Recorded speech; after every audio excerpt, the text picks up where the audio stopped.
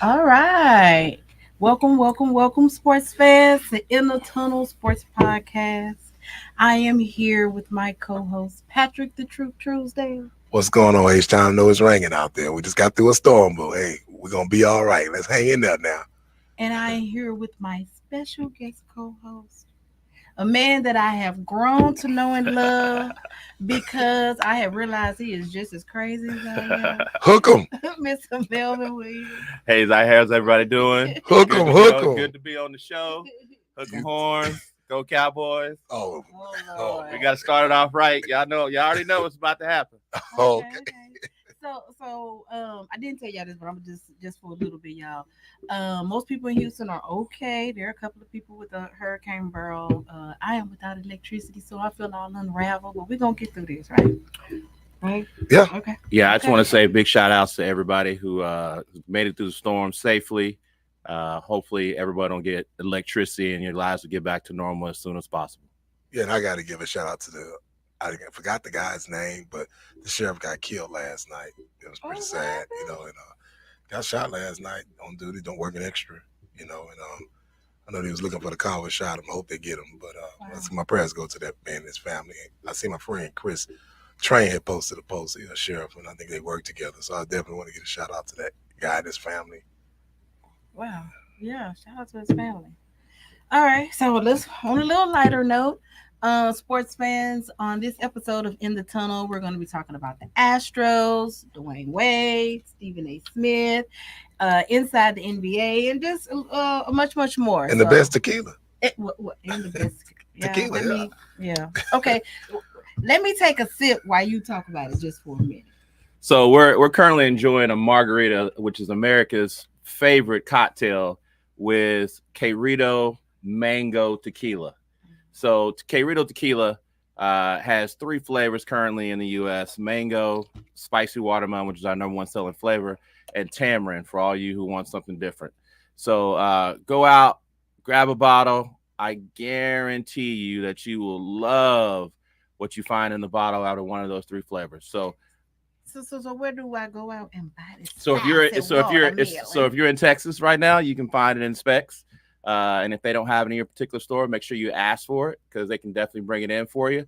But what I will tell you is, it is one of America's best tasting tequilas.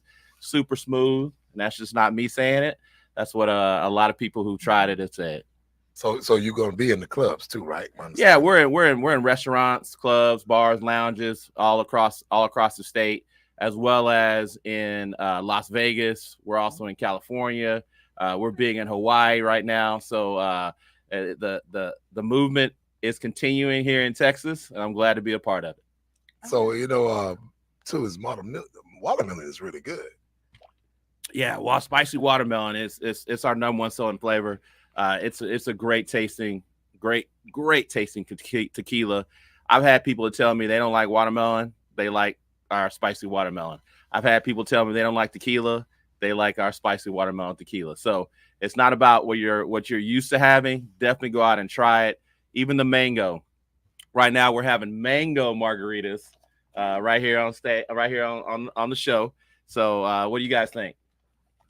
It's wonderful. So one thing I really like about the tequila is that it tastes natural. Like some alcohol brands you can taste and it just tastes like cough syrup, or just tastes artificial. You can taste the synthetic part of it. This is just smooth. The only thing I'm missing in here is some fresh mangoes just soaking up at the bottom of it. You know what I'm saying? That's all I hear you. You go out to so many restaurants. You gotta go to a restaurant and get all that. Everything perfect. Come on.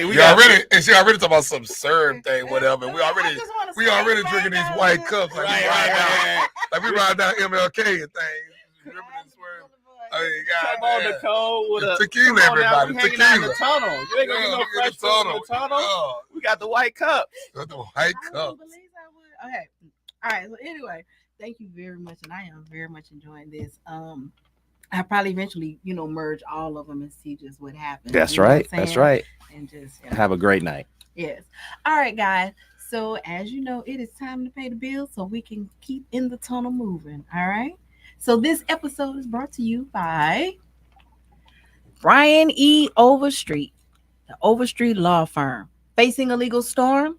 Unsure where to turn? When you want your criminal case dismissed, there's only one name to remember: Brian E. Overstreet, the bow tie lawyer. From minor charges to serious allegations, Brian Overstreet is the answer when the odds seem stacked against you.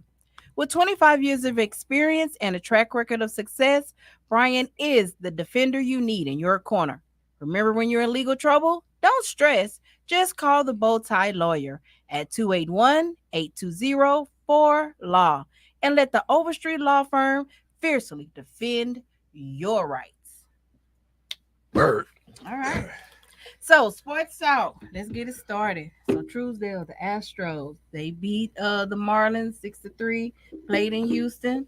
It's a big win since they had postponed it, Yeah, postponed from the hurricane. Yeah, that was a big win. They needed that yesterday, and they played some good ball. I know they lost a couple of nights before then, but they needed that win, and I'm glad to see them win. So they just got to keep it grinding, keep it going, and beat the Rangers. Astros about to go on a run. I mean, they're getting healthy. The bats are livening up at the right time. Pre All-Star break, so that's when you want to be playing some good baseball. So after All-Star break, you can start playing some great baseball. So yeah, for sure. I fully expect the Astros to be in the playoff hunt this year. I hope they'll be playing in October too. They got a shot. I agree.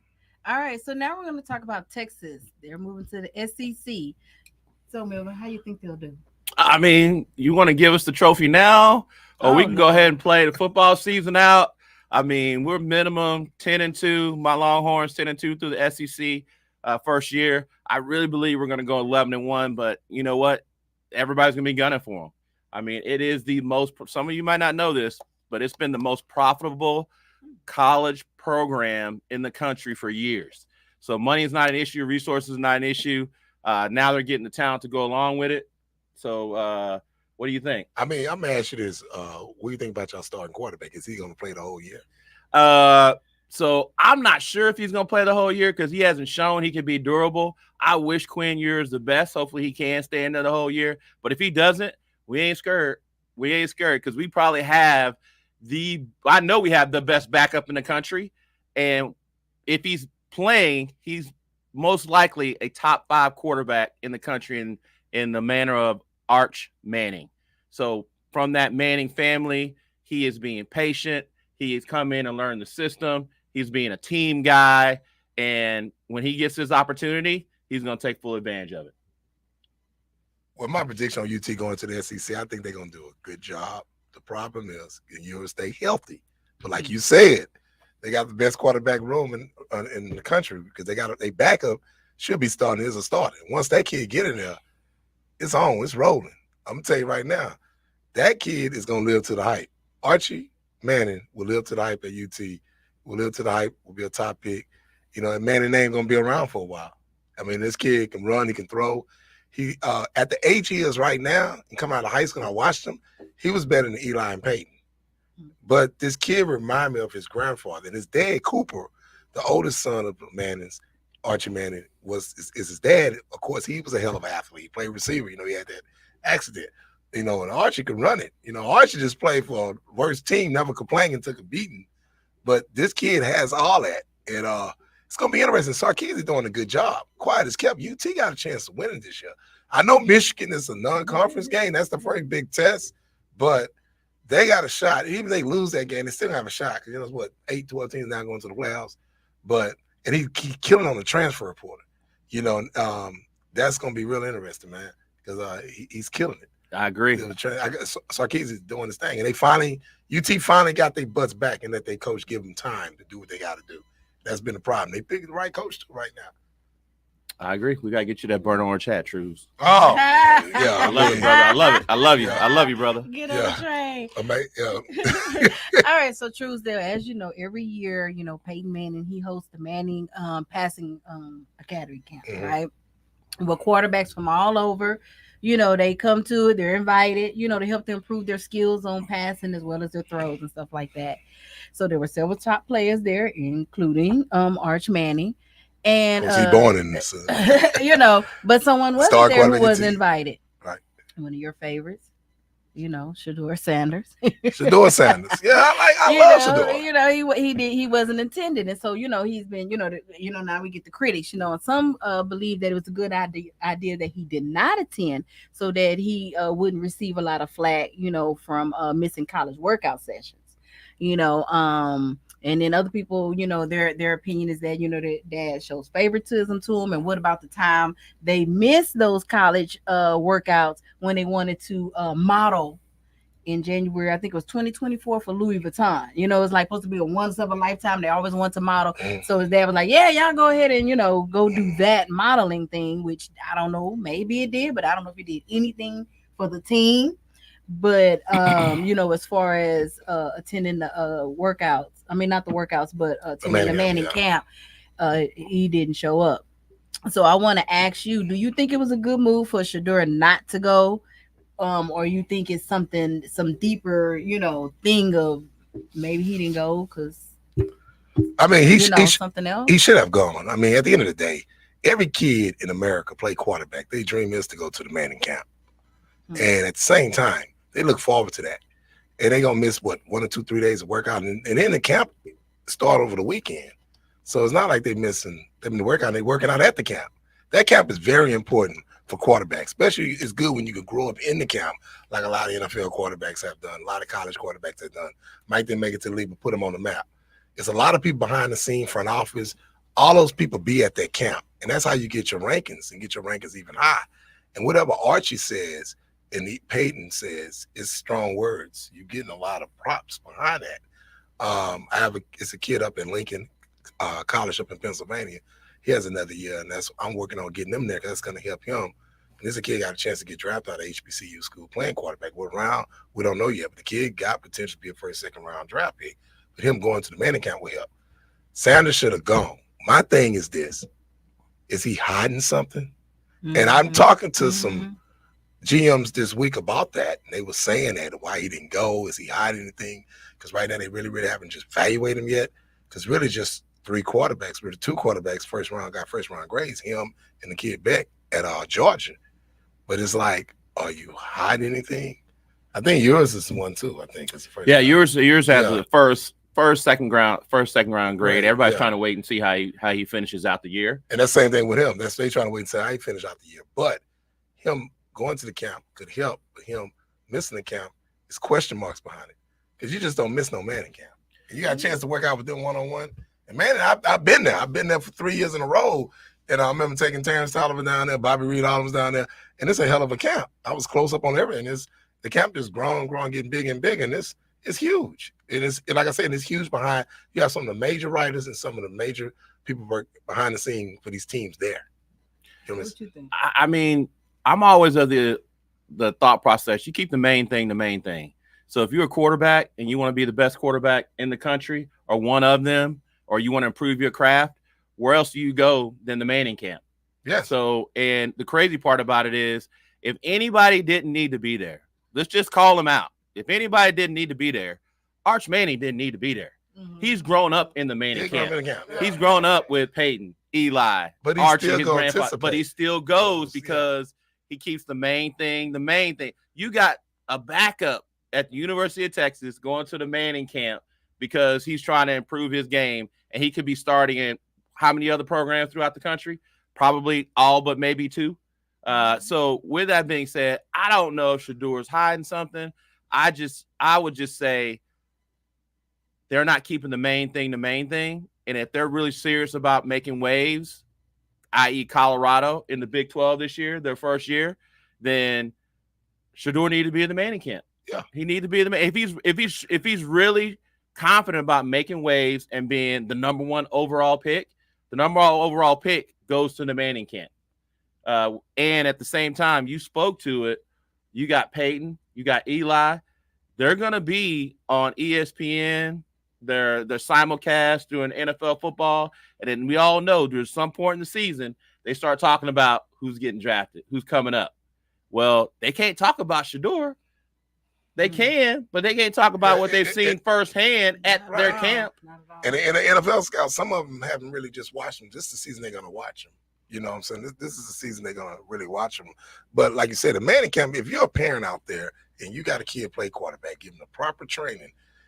I recommend you to send your kid there when he's 17, if you can get him in, and it helps them, especially kids like that. Because next thing you know, they get to dominate, get to learning from that camp, wherever they learn, wherever they from, learning from their quarterback coach.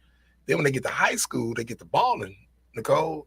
But at the same time, these kids, next thing you know, they've been going to the camp since they were little. Even kids start off in junior high, right in high school. That helped they recruiting. And if you got good film and you go to that Manning camp and the Mannings know you, they pick up a phone, it's home. It's like I know, not to toot my own horn, but I know if Patrick Truesdale called a lot of these coaches from D1 programs, where they P4, low mid division 1, AA, D2, my words speak a lot. I'm blessed to have that strength, to have that pull.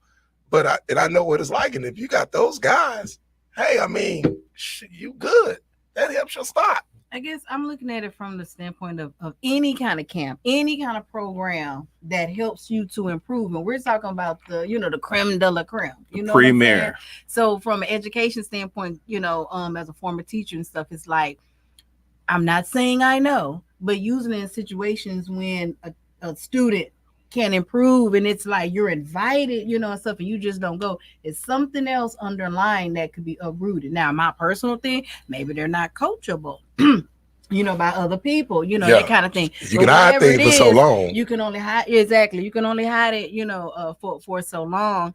And I just don't understand how this is something it's not a modeling thing. This is something that is helping the team. So why would the team be upset about something that can help them, as a whole? No, like you said, they doing all these NIL stuff. They got to travel. They do that stuff different parts. So that ain't got nothing to do with it. Exactly. That's some BS. And that team don't care. Everybody obviously know. Deion just all about himself. Even the team know that. Even kids left the program, that. We see it. If you've been down there, you see it. If you see it if you keep up with college football, you connect in the world like me in the business, you see it. It's about him and his kids, no matter what. So for those who speculate, let's just go ahead and clear it up. Oh, he might have been hurt. He might not have been feeling good. Even if you're hurt, you still go to the Manning camp because they have classrooms, sessions where you can study film, as well as even if you're on the sidelines. There's been many of hurt quarterbacks that couldn't go out and participate in the actual events, but they watched how professionals go through their program, go through their workouts, go through their warm-ups, and that's how they're learning. So I just want to throw that out there because some people are listening. You're going to be speculating, going, well, he might have been hurt or he might not be able to participate. Well, there is no reason not to participate in the Nicole with a K in the Y. There you go. She said the creme de la creme. There's no reason not to participate in the creme de la creme of quarterback camps. So really, there's no, unless it was a family issue to where he had a family emergency. When you start talking about team, him going to that camp helps the team. I mean, if you want to be selfish about it, him going to that camp will help him professionally and be a number one pick. But like I'm telling y'all, those kids in college, even high school, that's their dream to go to the camp. One of the kids, something happened to a kid, couldn't make it. And it could have been because of Shadur. Shadur probably did the kid from Dallas go to Liberty, did him a favor. He got in the camp. You know what I'm saying? He was happy. He showed off. And they said good things about him. He's going into his junior year. So, I mean, it is what it is. So for me, just a little brief, like I start thinking a little deeper. And like, what does that do in the long term? Like when you're a part of organizations and associations and stuff as this and as time going, you're not going to these camps and stuff that you're invited to. What happens in the long run that me is like maybe you get invited to less and less things. People start pulling back, those kind of things. So what I would say, and I'm not as dialed in as Truesdale is, but I do know some people that have played in the NFL and have been around the game for a while. He's going to get another shot. And so he's not going to not get invitations because he didn't go to the Manning camp. But as he shows up, he's got to continue to show out.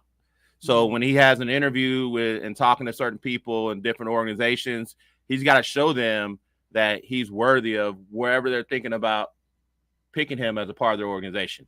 He's got to show them that he is a consummate professional and he's all about playing football, not just building your brand. And I know this is as a side note, and I know a lot of people talk about that these players should build their brand and allow them some opportunity after and outside of football or outside of basketball or outside of baseball. Absolutely. But once again, the best way to build your brand is to keep the main thing the main thing. You think Angel Reese would have a great brand right now if she wasn't balling out with 14 consecutive double doubles, even after what she did in the national championship? And I didn't mean to get off on a side note, but same thing with Caitlin Clark. You think she would have a great brand right now if she wasn't like leading one of the leaders in assists and the number one scoring rookie in the WNBA right now? So when you keep the main thing, as you get more successful, that builds your brand and it brings other opportunities to allow you to build your brand. So you know what? Like I said, I don't know if he's hiding something, but it's not a smart move to miss the creme de la creme camps. Yeah, I mean, you're right. You're 100% right on it. Like I said, some things you just don't miss, and this is very important. And it's going to be interesting. Is like teams I talked to this week, they saying how he's going to play this year, and can he get coached by anybody else? Because like I tell you, we talked about this on the show before, Nicole. There's no place in America I know nobody coached their son in high school, pee-wee football, junior high, high school, and college. Can he read defenses? They run the type of offense they run. They run a spread. They really not reading. Can he do this? Can he do that? And so it's going to see what he does this year. But them scouts really going to scout him. And at the same time, it's like, is he going to put one of them Caleb Williams? Are you going to work out at the combine? Or are you going to try to do his own thing? Caleb could do it because he was a promised number one pick. Caleb was balling. You know about Caleb Williams. You saw the first show when they kicked y'all ass in that Cotton Bowl. I thought played run around like Pat Mahomes. We was friends. Give me that drink back. Give me that drink back.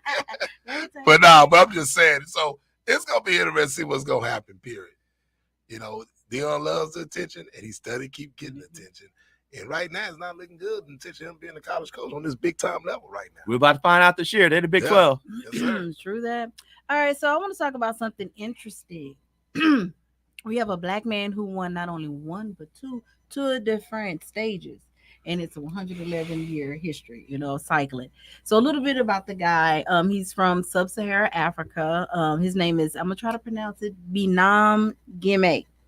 All right. And so he's making we just call him Gimme. Gimme. Okay, Gimme. Give me them trophies. Okay. So, excuse me.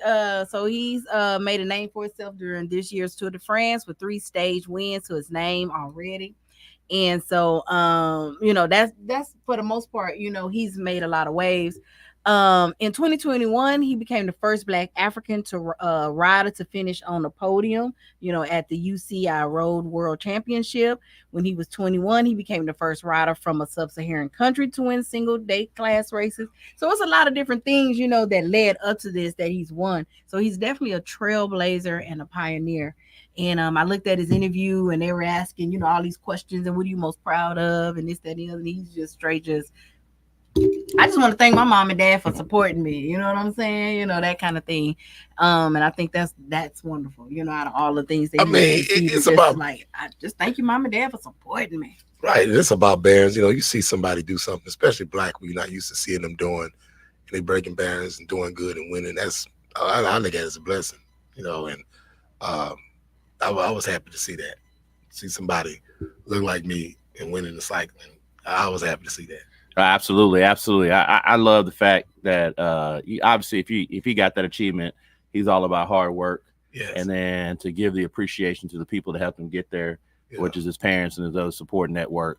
That's super important. And I think that's pretty cool that you see somebody from on the other side of the world that's dedicated to a sport that, it's not like they're seeing cycling all day, every day, just like here, we don't. But he realized that there was an opportunity for him. He seized it. And I think it's pretty awesome. Yeah, like you said, family, village. It's all about that village. Because if it wasn't for that village, it wouldn't be you. Absolutely. And so that is real. This kid got good upbringing.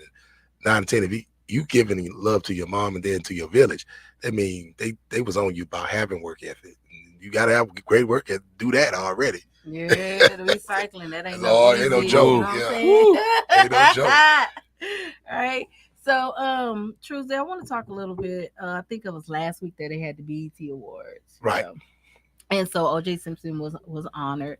And Stephen A. Smith had a couple of words, and he believed that the BET, in essence, he believed BET should not have honored O.J. Simpson. And he called OJ, even though he was acquitted, he's a double murderer and they shouldn't have did it, and stuff like that. So do you think Stephen A. Smith had a valid point in saying that BET should not have honored him because he's a double murderer, even though he's been acquitted? And was it inappropriate for BET to honor him? I'm gonna say this. I love Stephen A. Smith. It's one of my heroes in the business. My number one hero, of course, is always gonna be Ralph Cooper, who gave me my opportunity. And still my hero today. But looking forward to being back on the air with him this fall, too, matter of fact. But at the same time, Stephen A. was wrong. And he need to leave that OJ stuff alone. Just leave it alone. The man was found guilty. You can go back and look at stuff 20 years. I think he killed her. Come on, man, leave it alone. You keep saying it. I mean, it's a lot of things. It's a lot of things in America happened before. I mean, I look at the worst tragedy happened in America when those 3-4 black girls got bombed. Mm-hmm. Nicole and Melvin in Birmingham on 26th Street, I think Baptist Church, and they arrest those guys decades later. You know what I'm saying? And one of them is trying to get out. Believe it or not, he ain't going nowhere. I think about the Emmett Till. That's worse than anything you can see.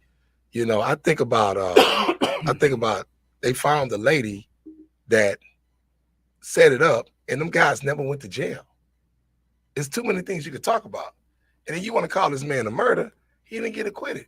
If you want to call somebody a murder, Ray Lewis is a murder. Ray Lewis was right there when they did the stabbing. When you would people kill somebody, they consider you get in there. If Ray wouldn't have been making the lead, all that money, he's behind would have been in jail. That's what saved him. You hang with the wrong people at the wrong place at the wrong time. When you hang with the wrong people, wrong place, the wrong time, that's what happens. And he was right there on the side when they stabbed those boys to death at the Super Bowl in Atlanta. Right. So if you want to pick at somebody, because my thing is on the O.J. Simpson, he found guilty. At the end of the day, if he did get away with it, god dang it, so many people got away with murder, but that's a whole nother story. But under him, he's one of the best running backs, and I'm glad BET did it. And that's why I went and got my Juices and Loose t-shirt. So in essence, he was acquitted, right? So I mean, he's not guilty, right? Yes. So my thing is, why would he, and I'll ask you this: why do you think he'll continue to just say no? He's a murderer, and he's he's trying to prove something, that kind of thing. When it's like the paperwork and the transparency says something different. Let's go by the Black's Law book. Let's not go by emotion. I'm on Pat's side. I like Stephen A. Smith. I like what he's contributed to the sports world as well as the culture. I like the opportunities he's afforded people and put people on different stages that look like us, that don't look like us, that are male, that are female, that are whatever. So I'm giving him his props. But even if you give somebody his props, that doesn't mean he's perfect. That's right. And so with that being said, Stephen A. is just in the wrong. He's just in the wrong because you got to go by the facts. You called him a double murderer, but the court of law, the facts said he didn't kill those people. He was acquitted for those charges. So you got to go by the facts. The reason why BET honored him is because of O.J. Simpson's contribution to the sports world and to the world in general. So you start thinking about, and I'm going to date myself a little bit, you start thinking about commercials where you had people that look like us. For his marketing. As far as marketing goes, OJ, orange juice, and probably the most popular one is Hertz. Flying through the airport. He's flying through the airport. He's running through the airport. You had people that weren't even trying to make their plane that would run through the airport so they could be like OJ Simpson. And this was after his contribution on the field and being one of the best running backs of all time. So that's why BET was honoring him. And, shame on anybody that wants to take away from the significant contribution that he made once again, another tangent. They talk about this all the time. Why should anybody go into any Hall of Fame? Based off of what they contributed to that sport, not based off of what they've done outside or what happened in there. The people didn't like them and all that good stuff. So if you look at the same thing, BET was honoring OJ based off what he's contributed to the culture, based off what he's contributed to the sport, and based off what he's contributed to our people. And I had a doll when I was a kid, and I look at all the toys I had. I had OJ Simpson doll. I said, that probably been my most valuable doll of I would have kept that dog up. He had a warm-up suit, had his football uniform. And I said, if I would have had that dog, that been worth some money, man. You know, Yeah. but hey, you know, the man upstairs, you know, like you say, he did what he had to do, and they made a stupid mistake, ended up going to prison. But hey, that's all right. You know, paid his dues, like you say. We talked about that out there, and you got to salute the man. I mean, the man Hall of Fame, you can't take that. You can't take his work, can't take nothing away, can't take his talent. Like you say, he's the first marketing guy to really to what's like you see LeBron, you see Jordan commercials. OJ was that guy. He was the first athlete that I remember always seeing. Well, you know, I looked as I was researching. I looked back, and it was like some things like 6 years ago and stuff. But Stephen A. was talking about, Yeah. you know, He so been to on me, that. it's something else that we don't know that's got his, I'm like Melvin. Melvin. Everybody gonna make mistakes. You know what I'm saying? Like we like Steven. We all like Steve on this cast, right? We all love you, Steve A. Smith. Leave that alone, though, man. Well, leave it alone. Well, for me, it's not so much mistake. Some people just outright wrong. And sometimes some people trying to impress certain people. We know, and I'm not gonna, go there, but they trying to get a pass. And times he got suspended from ESPN, and he was right, and they spent him on some BS. Came back, of course. Now he's second highest paid. One time his highest paid. This guy, and I understand. I don't know what you're trying to prove, but you acting like Jason Miller in this thing. Well, and I mean, at the same time, I mean, if you just don't like OJ, you just don't like OJ. Yeah. I mean, he got the platform. He could just come out and say, "Hey, I don't really like him. I'm not going to be a fan. I'm not taking away from what he's done." But because of that, because of what I truly believe in my heart that transpired with his off the field situation, then I'm not going to be a supporter of him. I would respect him more if he just came out and said that and say, you know what? It don't matter what he did or what he could have did after that. He's not going to be that guy for me anymore. He may, for all we know, OJ may have been a childhood hero for Stephen A. And he's so disappointed him that he can't get past that. Like a lot of people, we all have people like that in our lives at certain points where we put them here and then we find out they're not there. And some people struggle to get past that. Not saying that's what Stephen A. Smith is doing, but I'm just going to go back to my original statement. The facts are the facts. He's not a double murderer because he wasn't he wasn't convicted of being a double murderer. As a matter of fact, he got off of being a double murderer from that standpoint. So you can call him a guy of bad character because he's got other stuff. Well, he was stealing his own stuff and he went to prison. You can call him a guy that makes bad decisions. Because why were you going to be on the freeway running from the police and everybody had it on national TV when everybody says you never run from the police. So you could call him a lot of other things that are not positive, but a double murderer is not factual. And that's all I'm saying to go back when I said earlier about Ray Lewis. I'm like, he was on the scene when it happened. It's factual that he's a murderer. There's no doubt. So if you want to call a black athlete a murderer, that's who you want to call a murderer. You can't call him. Just like you say, he didn't get evicted. They didn't find him guilty. Or guilty. Yeah, yes. I agree. So guys, we're going to move to inside the locker room. All right. So, Melvin, this is where we kind of, talk about just what's happening outside of the field and the court and the grass, the turf, whatever it is. All right. What's going on behind the scenes. So, the first thing I want to talk about is DWAYNE Wade. He did an interview, I believe, with the Today Show, and he talked about possibly a nail polish and cosmetic line. And he states, that he enjoys painting his 6-year-old daughter nails and stuff like that. And he it helps him to bond. It's their bonding time and stuff like that, and helps teach her about self-love, kind of thing. And he says in the statement, that's the time we get to connect. Me doing something that she loves and also that I love. So social media kind of differs, and there's some homophobic rhetoric, like he just need to come out and just those kind of things. So whether he is or isn't or anything, I guess for me it's odd because I grew up with my father and we bonded a lot, and every household is different, but I took to it is that my mom taught me a lot about self-love as a female because she's a female, natural born. okay, mama, and all those different things and how to, take care of hair and different things like that. But my dad, we bonded, but it was on things more so like, because men are normally protected. So things are how to protect myself. Watch yourself when you cross the street. Just make sure you close your door. Don't accept this from people. Know how to put air in your tire. Just all those different kind of things. And we bonded, but I don't know if I can imagine my dad painting my nails, helping me learn to paint my nails, and my mom is doing the same thing. I need both of them to do. I think I get more out of my dad teach me more. I don't want to call it manly thing, but I'm gonna say masculine things. How to cut a grass. I don't care who you are. Your grass need cutting. You need to cut the grass. And my mom teach me more feminine things. You know what I'm saying? And I think that would give best of both worlds. But if both parents are teaching me to do nails, I might be in trouble. So what do you think? First off, hey, if that's the way he bonds with his daughter, being a girl dad, 100%, I'm behind it.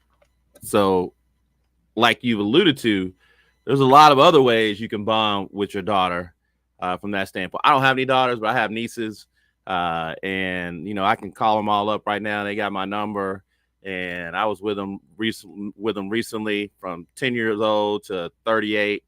I bond with them, and it ain't on no painting nails type situations. It is a lot of helping them understand their role as a woman, a female, and as well as the role of a man, a good man, and what you want to aspire to achieve in your life.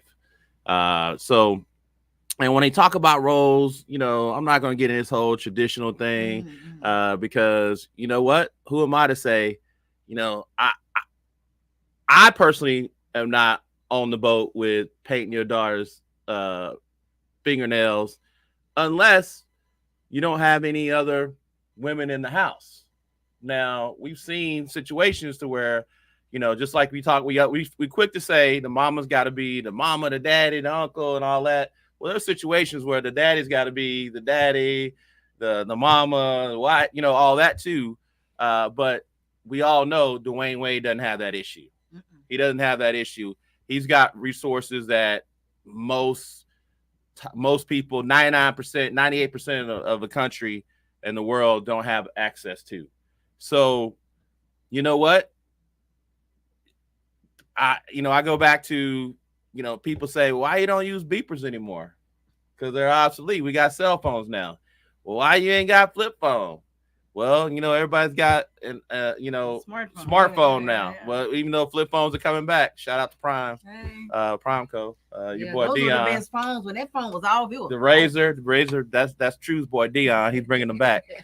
So with that being said, I'm not saying that what he's doing with his daughter, there's anything wrong with that. I actually, the more I thought about him, dabbling into the cosmetic field and people of color that have come from a competitive background, i.e. sports, haven't really done that, he might be brilliant. Maybe. Well, I'm going to say this. I have a 17-year-old daughter now. And when she was young, man, ain't no way in the world I'm going to paint her nails. First of all, I have a headache. I don't like female polish even around me. Smell of it. And it ain't got nothing to do with how much money you got, who you are, who you know. You know what I'm saying? I'm blessed to know people I do know. But I can always take her to go get her nails done, get her nails. I can also call female people in my family and friends to help in that area. I know a lot of single dads, but I also know when it comes to feminine things, like you were saying earlier, Nicole, they got support and got help. I didn't know where to go get the support and help. It's a lot of things our responsibility. I remember when, my sister would do my daughter hair, but at the same time, as she got older, she loved doing her hair because girls get that certain age. They want to be in the mirror. You ain't got to be running in every day. They can take them to the beauty shop because they get mad when you touch their hair, But, I just think, ain't no man going to have you trying to put out a makeup. Man, that's not going to work. Ain't no woman going to buy no man makeup. I'm sorry. That ain't going to happen. Yeah. As a woman, I'm kind of like that. I don't, with DWAYNE Wade, it's like, I don't know if it's like, oh man, DWAYNE Wade has a line of makeup. Man. I have to go and try this. I'm gonna, make an appointment to go try it. I just, as It a ain't gonna woman, I happen. just don't. And it's a lot of competition. If Taylor Swift, Beyonce, all of them come out with a car, you think they gonna go run on right over there with them women, what they make. But at the end of the day, sometimes it's like, Dwayne, come on out, man. It ain't a shame, just come on out. I mean, what man in the hood do they let their son do that? I know his wife is weird and crazy. That whole thing is weird and crazy. My thing, just come on out. Well, they do have male makeup for men. Why? Yeah, so they got maybe that makeup for I men. can see it being, profitable if he made makeup for men. Yeah, it's a possibility. But I don't know if many straight men will go like let's take shoes, right? Jordan has shoes, right? Men go out and buy some Jordans. I don't know if men would all of a sudden, just start buying nail polish and makeup because. Well, the men on the other side, they'll probably buy it. So it could still be profitable like that. Yeah. But I don't know if they would, I don't know. So, I don't know. I mean, so just let me give you a little personal story. So for years, I like to wear sandals. But for years, I'm talking about years, well into my adulthood, I was in my late 30s, early 40s. I couldn't wear this. I had to have closed-toe sandals because growing up, all I saw was women with the sandals on their toes out, right? And then I started seeing some guys wearing them. I'm like, still ain't me. And now, like, I wear them and my feet look good. I'm just telling you. So you go get a pedicure? I've got a mani. I got a mani pedi before, for sure. Man, we got to stay in there just like that. We got special toes. No, it's clear. Clear. I mean, the girl told him, your hands look better than mine. He talking about stop. But it's the truth. She probably tell the truth. Right. So that's what I'm saying. But if you're in that business, you thinking about getting in that business, that's what you want to hear. If you're thinking about getting in the cosmetic business, he wanted to hear that. But he didn't want to be embarrassed behind it.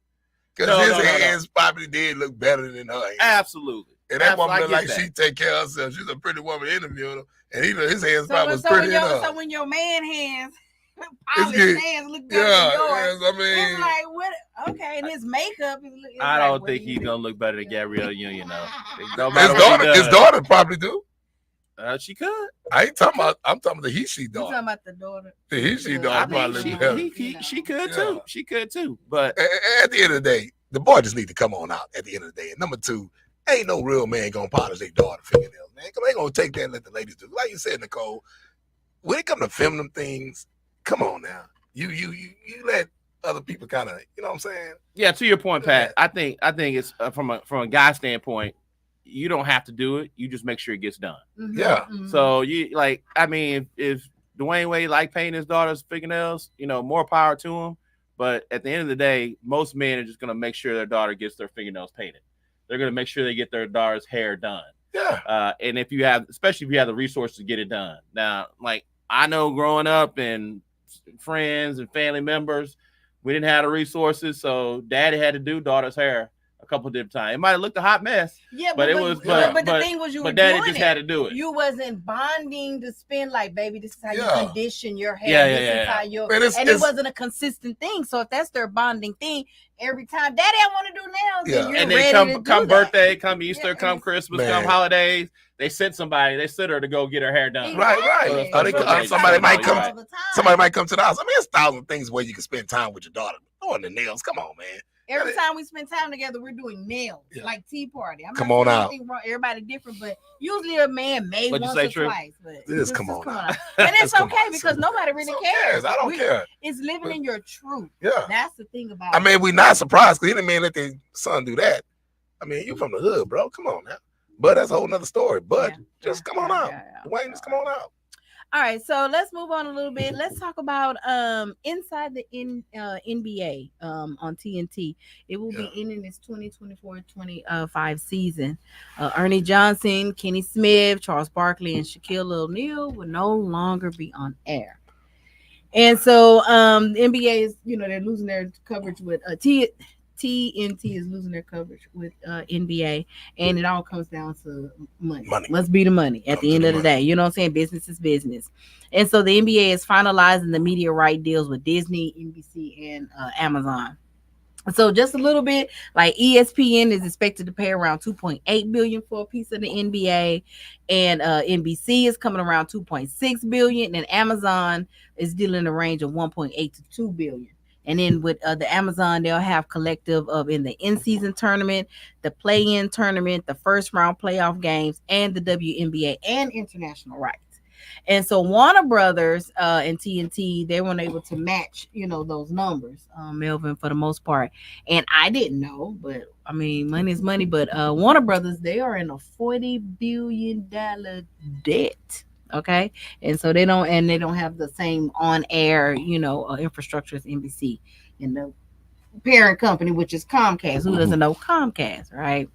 So with that being said, I want to ask you, if these guys, they get together and they recreate this on another platform, do you think it'll pick up quickly and get picked up and on and to a higher power? Or you think it's like, it is what it is, it was what it was, and that's just it?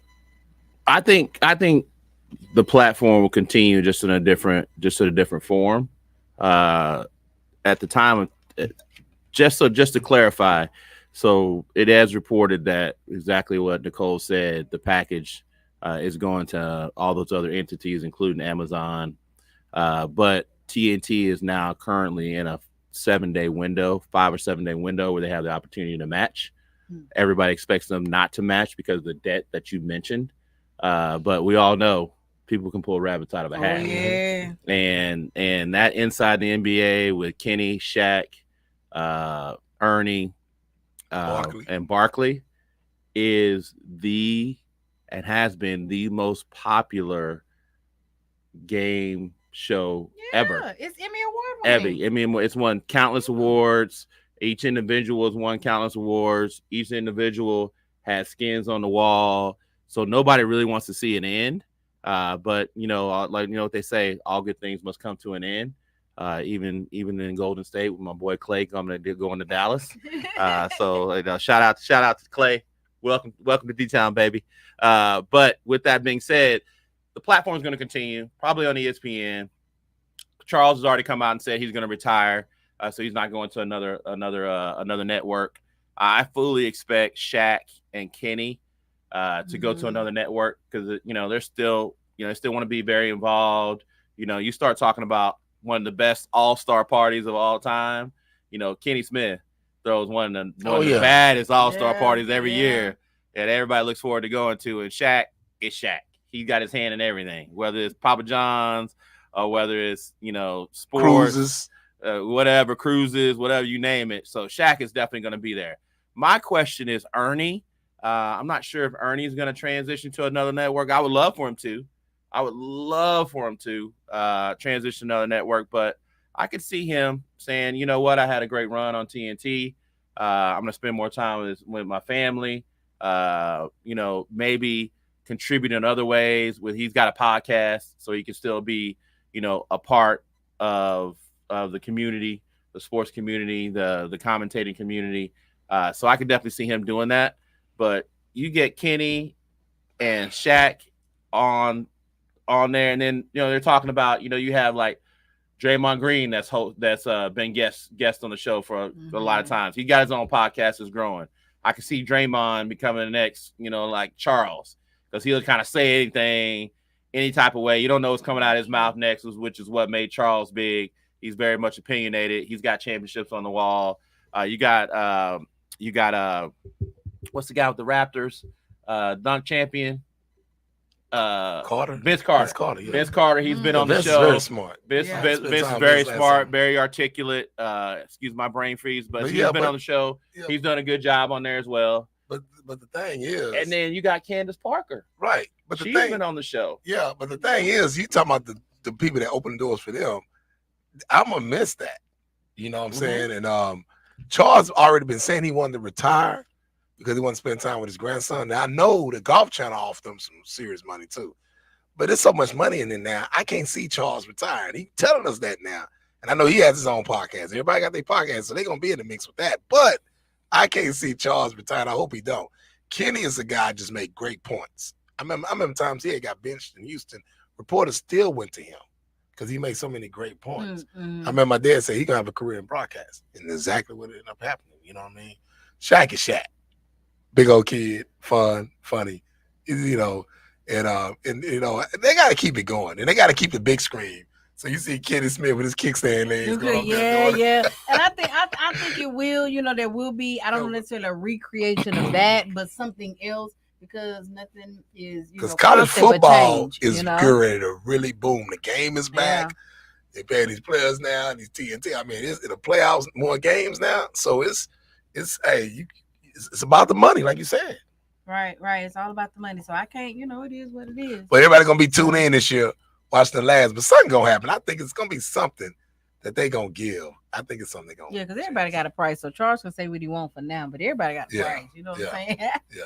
So let's take a moment and pause, and we're gonna go on the horizon. All right. And we're going to talk about longtime NFL coach Monty Kiffin. He died at 84, and he coached for 29 years in the NFL and spent 13 of his 16 seasons as a defense coordinator with the Bucs. So you want to talk about him a little bit? Oh, man, he's no doubt going to be a Hall of Fame coach. I mean, he's a hell of a coach, hell of a guy. Have a lot of guys. I know guys played for him, guys coached with him, and gave a lot of, even Nardi coach, a lot of opportunity to work under him. He's definitely going to be missed, you know, and sometimes in life, and all you know is football, and he just retired. I mean, he was coaching past, 80 years, Melvin, in the NFL? You know, of course, he got his son. It seems like he's different, but good coach, too. It's like he's a little different at times, but Lane Kiffin, son's the head coach for Ole Miss. But that's a guy going to definitely be missed. Football community, you know, he just retired and dying like that. And I mean, he lived a life. I mean, I pray the Lord I live that long. But he definitely, I can see him being in the Hall of Fame real soon. He deserves it. Yeah, my prayers and condolences goes out to the Kiffin family. Lane, a tremendous coach in college football for a long time. Monty Kiffin, just a genius mind when you start talking about defenses. Yes. You're talking about him actually changing the game, being with the Bucs, and you talk about the Tampa 2 defense, and him being with, you know, a lot of different coaches, whether over the years. So he definitely left his indelible mark on football. He's gonna be missed, but he definitely lived an awesome life and contributed to a lot of young people. Yeah, a lot of young people and making them better and giving people opportunities. So shout out to Monty Kiffin. Yeah, shout out to my boy Coach Hudson down at Western Kentucky. Kind of had a real tight bond too. He helped his coaching career out. That's what's up, and that's what life is about, living it to your fullest. And 84 is a nice, you know what I'm saying? Yeah. And nobody, I don't think, is ever ready to just, you know, go home. But, you know, you want to make the best of your life, you know, on and off the field. Right. You know what I'm saying? Right. So that's spectacular. So I want to switch up a little bit and go a little more inside the locker room, okay? So Melvin, Karl Malone, have you seen the story? Which one? So, you know, as I'm digging, you know, I find a little bit more. So just in general, for the most part, he claims to have finally made peace with his former NFLer son, Demetrius Bell, after impregnating his 13-year-old. Demetrius' mother was 13 and he was 20. And initially, Karl denied the paternity fear and imprisonment and refused, to pay $125 a week in child support, although he earned over $1 million throughout his total career. And so Demetrius, you know, he was a basketball and a football player, you know, and he received a scholarship at Northwestern State College, but he turned it down. He wanted to focus more on football, you know, kind of thing. And you know, so he did that, and it wasn't until 2008 when Karl finally met Demetrius, and that was when he got drafted to the NFL. Okay. So by the Buffalo Bills in the 7th round pick. All right. And he became a starting tackle in 2009. So that's when his son started playing. And he earned a 5-year contract. He played for the Eagles and, you know, the Patriots, and he got released and stuff. And he finally, you know, had a knee injury. And then he played for that. Well, he was supposed to play for Dallas. But before the season started, you know, they let him go and stuff like that. The interesting thing about that is he never played football in high school. That happens. He That never, happens. you know, it happens. He never played, so he was, you know, so it's in his blood, you know, that kind of thing. But you know, they eventually came together in 2014, and you know, they bonded and decided they were going to agree to get to know each other and stuff like that. And then, as I'm digging and reading, I find out that Carl also denied twins that he had. Carl Malone just full of it. And at the end of the day, you for that old Hicktown, your old behind coming back. Backwoods town, you know you got that girl pregnant trying to deny that. He blessed in his behind and go to prison. At the end of the day. 13 to 20 is a 13, 20, lot. come You know on, what I'm man. saying? 16 to 20, And Melvin, I know 13. I know we talked about this on the air, but I'm gonna get no excuses because that's what they do in them small towns. And today too, with technology, man, he'd have been in prison. And then you denied, and I remember he denied them twins. Because one of the girls got drafted in WNBA, because they both ended up going to LA Tech. It was a girl and a boy. I'm like, your country behind trying to deny everything he can. I mean, he full of bull, man. And like You saying I say, he need to just come on out? He's a child molester. He just needs well, to come on yeah, out. well, he got to come out and say that. If you got a 13-year-old pregnant, and you 20, 21 years old, you're a child molester. If you're 18, 17, you're a child molester. So we ain't got to come out and say that. That's on purpose. He's a child molester. The transparency. Yes, Yeah. he's a freaking child molester. So what I will say is I'm gonna go back You to my on a- original you on a statement. college- I am not college campus on campus. molestation. You got LA Tech, and you got Grambling next door. You got Louisiana Monroe down the street. Not with you. And you got Streetport. That's going out in the city. It will consider a city, but still. All right. Yeah, Come on, Shreveport, dude. Bossier City. Bossier, Come on, Bossier man. thought I told you. Yeah. Yeah, you go. He can't out Northwestern. Come I on, mean, man. we gotta go back. I'm gonna go back what I said earlier. Come on, I don't Facts supposed are to the be coming back home. Facts are the facts. Well, they from You the got a sticks. 13-year-old pregnant, you're a child molester. Yeah. Bottom line, those Yeah. facts are the facts. So, you know, we all have heard stories on, you know, how these small towns operate and things that happen. That, to your point, Truesdale, they don't change the law. They don't change that some of this stuff shouldn't happen and hopefully will not continue to happen. I'm a big proponent of, you know, it don't matter when it happened, getting a relationship with your kids. So I'm happy to hear that he now has a relationship with his kids. Once again, He could have been did that. He full of it. No, he could have been did it. Yeah, he could have been did it for sure. They did 1,000 stories on that kid. I remember when he played. No, for sure. It was when he was playing speculated. Northwestern State. It was speculated when he was in high school, because he was a physical specimen. Even though he didn't play football, he was still a physical specimen. And the story came out that Carl Malone was his daddy. Yeah. And Carl denied it. This is when Carl was still in the league. He denied it, all that good stuff. As well as, you know, it came out he's had some twins that he's denied. But he tried to deny it, but you got to take the test regardless. So well, you got to get a court order to take the test. Yeah, court order. Yeah, court order to take the test. See, people let him make it. At the end of the day, they let him make it.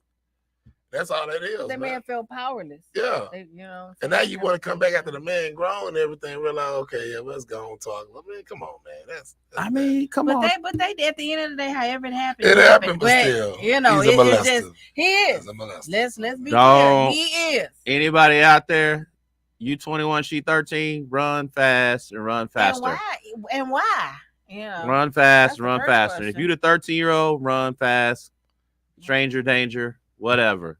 Get some help, whatever you got to do. If you're the 21-year-old, you need some help. There's a lot more people out there where you can choose from in the pool that's 18 and over. And let's be clear, if you're 13-year-old, because there's some 13-year-old well, girls out here. Y'all guys, 13-year-old, but y'all guys should be like, hey, something ain't. But y'all guys got to understand, you could be 18 and date. You could be 17-year-old and date a girl, and you can meet her. 4 days later, you turn 18. Parents can still press charges on you. Oh, for sure. For sure. That's happened many times. If you're under 17, period, you just can't touch them. Yeah. And it don't make sense you're that old. You come on now. Yeah. Like I said, you 21, started 18. Started 18. I agree. All right, guys. So we're gonna talk about our game changer of the week. So let's, flip it a little bit to something more positive. Warwick Dunn, he's our game changer of the week. Due to everything, I wasn't able to download his picture and everything like that, but he was part of the Tampa Bay Buccaneers, and we were honoring him because of his philanthropic efforts. Did I say it right? Philanthropic efforts to make a difference in the community of single parent homes. And His organization, Home for the Holidays, partners with local organizations and turn houses into single parent families by furnishing them, giving them the down payment, that they need and stuff like that. And since the inception of his Homes for the Holidays, he's furnished 217 homes, provided over $1 million in down payment assistance, and served over 500 apartments.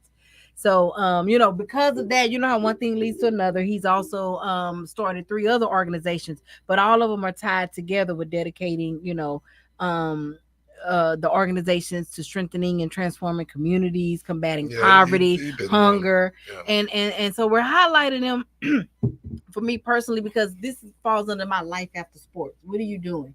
You made it, you giving back to the community, and just a little bit it started, with him. His mother was a single mother. She was a police officer. She was a single mother of 6, and he was the oldest, and she was helping a lady, a businesswoman, to make a night deposit and got ambushed and got killed. And so at 18 he was left with his siblings, a house that wasn't paid for, and what am I gonna do? You know what I'm saying? And I think that's inspiring that, a tragedy and things happen when we're young or whenever in our lives. And little do we know that those are the things that spark the energy for us to, be greater. I mean, the guy's just been an outstanding guy from college and going into the pros because he's been building them when he was playing. Won the Walter Payton Awards, won all kind of awards. Just a great, humble guy. I know my man Doug Williams had a real close relationship with his mom. And I know they made Charlie Ward be his roommate, which was great when they got up there. Because he had a lot of pressure on him. He was coming back and forth. He was here 19 from Baton Rouge to Tallahassee every weekend he could. I mean, the state troops had to call Coach Bowden and told him he had to slow down. But he was just trying to get back, check on his brothers and sisters. He had so much responsibility. And it was kind of the best thing he did get out of Baton Rouge, which he knew he needed to do. But then when him having this ideal, this creative, and start building these homes, and he's been doing it and just been so successful with it. I mean, I really have to salute him. I mean, he built Deshaun Watson mom's house when he was a kid. You know what I'm saying? So it's actually a couple of other guys that from the Georgia area that played pro football that he built their homes. And he get these low income. I mean, he's just a great man. I got to salute the brother. He's still there. And then again, that goes back to what are you here for? In this world, you know what I'm saying? If you're not giving back, you're blessing you and you're giving back. And I think it's special because he firsthand knows what it is. And sometimes, celebrities, whether entertainment, whatever it is, sports or whatever, they are part of things or something. And I'm going to talk about briefly, like we talked about Taylor Swift, when we talked about that, she gives so much to the, food pantry and stuff, but does she really know about hunger? Yeah. So, when you start talking about Ward Dunn, what he's done is a direct correlation of his experience how he grew up. And so with that being said, and I know me and Truesdale off the air, we were going back and forth. I personally don't think Ward Dunn and what he does and what he's doing gets enough credit. I think it needs to be an NFL Ward Dunn Day every year. I think people should be talking about it multiple times a year. You talk about Deshaun Watson, who got one of the largest contracts ever in the NFL, and he probably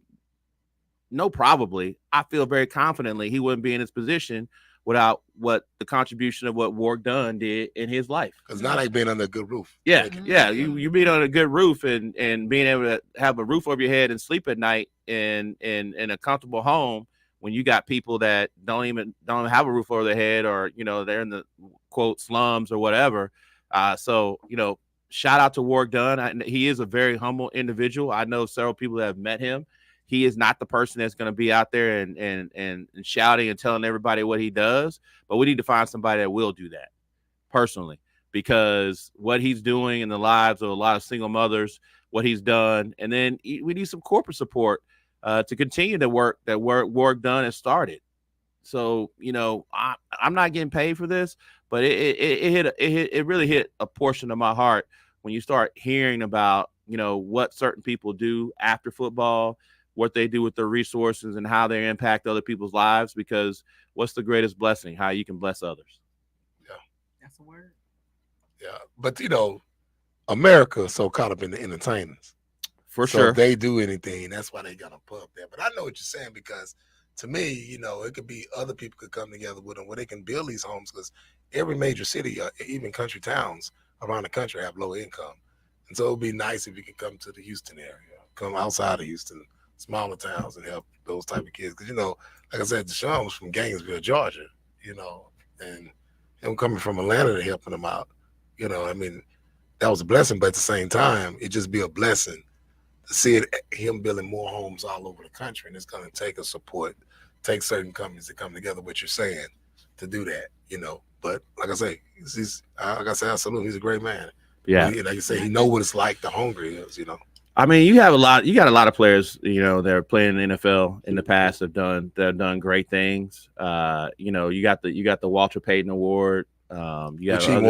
Which he's won before.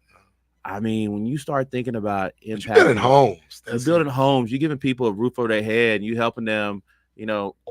Studies have shown if you have a stable place to live and to come back to on a regular basis, your opportunity to be successful is a lot higher than other people that are uncertainty. Well, I look at two things that athletes more need to start doing more in the community, doing what he's doing.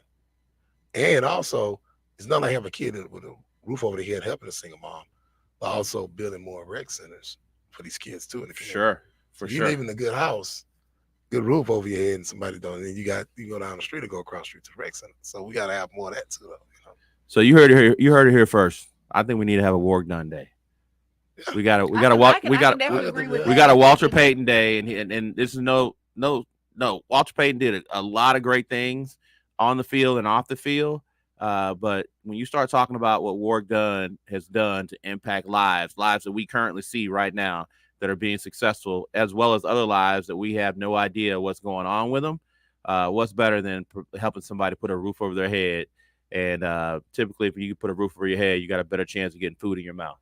And you have an opportunity to get a good night's sleep, which all sets you up to be a success, to be successful as a young individual and go to school and learn and develop at an accelerated rate. So shout out to Work Done. Shout out to what his team is doing, because he ain't building houses himself, but he's got a good team. But Work Done Day, when is it happening? Don't wait till he died. Let's do it right. Let's do it right now. And by the way, I have no skin in the game. I don't know any Work Done friends. I don't know his family members. I'm just looking at a man that took a calling, accepted the calling, based off of how he lived his life and what his experience. And he said, you know what? Like Truesdale said, he drove up and down I-10 back and forth from Tallahassee to Baton Rouge to take care of his brothers and sisters and make sure they had a good roof over their head. So he said, you know what? I'm gonna continue the mission. Right. Shout out to Work Done. He took that responsibility like a grown man. Yeah. Like, I'm the man of the house now. So he wasn't like the average college student. He had to play that. Yeah. He's playing football too. That's hard. And he was balling on the field as a true freshman. That boy was a truth. As a true freshman, he was a truth. Won a national championship. Yeah, but a lot of powerful people move like that. Quietly. Go Florida State. They just do what they need to do. Go Seminoles. All right, guys. So now it is time for the Truth Tunnel with Truesdale. All right. Oh, Truesdale, you look clean right there, man. You look clean. Always clean. Had a bath and everything. All right. So Truesdale, let's talk about QBs. All right. So Truesdale, which quarterback you think has the most to prove this season in the NFL? Prove? I just mentioned his name about what he done. Deshaun Watson. He's gonna be the quarterback gonna have to prove himself this year. Last year he was set out half of the games, came back, got hurt. That system in, the boy come off the couch and start balling, because that system in is better for a quarterback under the center. Hines, he's gonna step up this year. And it's a tough division. AFC ain't no joke. But to me, that's the quarterback. He's going to have to prove himself this year. Deshaun Watson got a full season. Simple as that. I understand the Deshaun Watson pick, but I would say the person that's got to prove himself, the person that's got the most no excuses team is Lamar Jackson. He got to make it happen this year. Because if you don't, running game, you got it. Check. Defense, you got it. Check. Receivers, you got it. Check. So Lamar, there's no excuse. You got to lead that team to the Super Bowl and win the Super Bowl. he'll get a pass if he just get him to the Super Bowl. He'll definitely get a pass because, you know, if he ends up playing my Cowboys in the Super Bowl, I get it. You know, he might not win for sure. But at the end of the day, you start talking about pressure. Look at some of these other quarterbacks. You look at Joe Burrow coming off an injury. There's an excuse there. You can even go to Dak. They say, oh, well, does he have a number 2 receiver? He don't have a running game. You can go to what's our boy in Buffalo? They just traded Josh Allen. They traded Stephon Diggs, so he don't have a number 1 receiver. So you start talking about all these other quarterbacks. There's a plausible like excuse you could throw out there. Even Deshaun Watson, he got a great defense. He got receivers. He got Amari Cooper. You know, he got hurt last year. So he coming back from an injury. But what is Lamar Jackson? He got no excuses. But you got to realize that's it for Baltimore. He had his shot this year. They done. I'm gonna tell you that right now, man. They done. If anybody gonna dethrone KC, I think it's gonna be Baltimore. If anybody's gonna be dethrone Mahomes, I think it's gonna be Baltimore if they can stay healthy. Because truth be told, Henry got more left in the tank than people think, man. And he don't have to carry the ball 30 times. At the end of the day, Baltimore beat Houston, Texas this year. Beat them while you can, because they're not gonna beat them anymore. That defense is what that man did during the offseason. We had one linebacker last year spot on him. If he wouldn't have got hurt. Now, I'm not saying Texas would have won a game. It was a lot of mistakes made. Coaches, first time there, my boy, I'm behind the coach, and they made some mistakes. CJ made some rookie mistakes. But they played Baltimore this year. It's a wrap. Baltimore had their chance last year. And at the end of the day, if you can't read defense, you'll never win a championship. If you can't read defense, you'll never get to the championship. Your boy just can't read defenses. And he don't ask how many times he throw to his receivers during the offseason.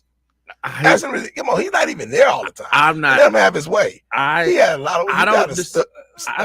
Whatever. Yeah, I don't disagree. I don't disagree with that. He's probably not the best at reading defenses. Here's what I would say. I'm high on the Texans. You cannot run and win. Texans are going to be balling this year. The only thing the Texans are going to be lacking is that experience that you talked about. So yeah, they might beat Baltimore twice, but unless they play in Baltimore in the playoffs, Baltimore got that playoff experience. Well, that's played out. That's played out because after last year, they went to the playoffs. So that's enough right there. I haven't seen teams just get up like that. They have their first year experience and come back and beat a team in the playoffs every year. I have to. Super Bowl. I have to. So, what I'm saying I'm not putting money on it, though. The run Henry, Gas, they boy run on this tiptoe. It's over behind.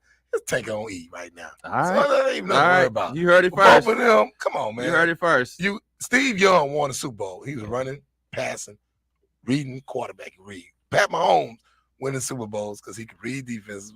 And thanks to Andy Reid, because Texas Tech did not teach him how to read no defense. I don't know how the hell they gave Kingsbury a job. But Andy Reid is the best quarterback coach. I tell everybody that. Made Donovan McNabb option quarterback to a pro star. Got Michael Vick back $100 million. Mike wouldn't study. And that's what happened to Mike. He faced reality when he went to go sit down, came back, got him on his feet. Then look what he did to this kid. Made him sit him down for a year, and this boy might go down in history as the best quarterback. You know what I'm saying? So my thing is this. With CJ doing what he got to do, he's disciplined. He studies. He's taking care of his business. D'Amico is such a motivator, and what he's doing during the offseason, Texas they're gonna be hard to deal with. They're gonna be nice. And guess what? Nice. Okay. It's at November the 18th. They play Dallas. Oh yeah, that is the day that Texas and gonna lose to and Dallas. They get ready to kick their ass. That's the day Texas gonna lose to Dallas. It's a lot of fans. It's a lot of Dallas fans. You're gonna need to get him a drink. It's a lot of Dallas fans jumping on the bandwagon. They on CJ team because they dog the black fans from Dallas. They dog the hell out of that. Now they all on CJ team. No, Cowboys they put up numbers still. I just don't understand them, the black fans, like I say all the time. Texans ain't ready for that Dallas AT&T experience. Now, the game should be here because last time they played up there. But that's cool. That's all right. I want to beat them in Jersey. I want it's them not to happening. It's not happening. That stage is going to be way too big. Monday Night Football, all eyes watching. The star will shine in Dallas when they play the Texans. And I just hope the star will shine. I just hope whoever scored a touchdown for the Texans, I just hope they just run in the middle of the field. That's football not the star, that's man. not Like T.O. That's not happening. That's not happening. That's not happening. You know why they got a hole in the roof, right? Why they had to pull the roof back? Just so everybody knows. So everybody's well aware the fact why they've always had a hole in the roof. so God can watch his team. Boy, So anyway, okay, so we are at the Yeah, end zone. go watch y'all, all right. We are in the end zone, guys, and that will conclude another episode of In the Tunnel Sports Podcast. And I want to thank our special guest co-host. I had a lot of fun. I appreciate you guys inviting me. Hopefully, I'll get a chance to come back one day. Yes. But I had a great time with Nicole with a K. And a Y. There you go. And my man, Mr. Sports Knowledge himself, Man, Pat this Truesdale. margarita, man, is the bomb, man. Cheers there, guys. Spiced watermelon. It's very, very good. Thank you very much. Yeah, I already have plans to give me a seeded watermelon, and then slice it, and then there you go. Stick just pour it And in let there. it soak in. And let it soak in. You know what I'm saying? And then put it on skin. Well, you do that at home and all that, man. Yeah. I'm just did all that for the set, whatever. It's just a nice recipe idea. There you go. I appreciate it. I appreciate it. All right. And I want to give a shout out to my boy, my cigar brother, Billy. It's his birthday all weekend. So happy birthday to my boy, Billy. Looking turn forward. Up, Billy. Turn up. I know you're going to turn up. Looking forward to spoken woman, my guy, and everything. So happy birthday. Hey, matter of fact, he's probably been, he's pretty much the best tuba player out of Yankees band in history. I guess they had a Hall of Fame in Yankees band. He'll be the number one tuba player. Okay. But now, shout out to you, Billy, man. All right, Love your dog and look forward to hanging out with you, baby, this weekend. All right. So thank you, In the Tunnel sports fans. We want you to make sure you subscribe, like, share, and comment. All right. Love you, Mom. Mama, we made it.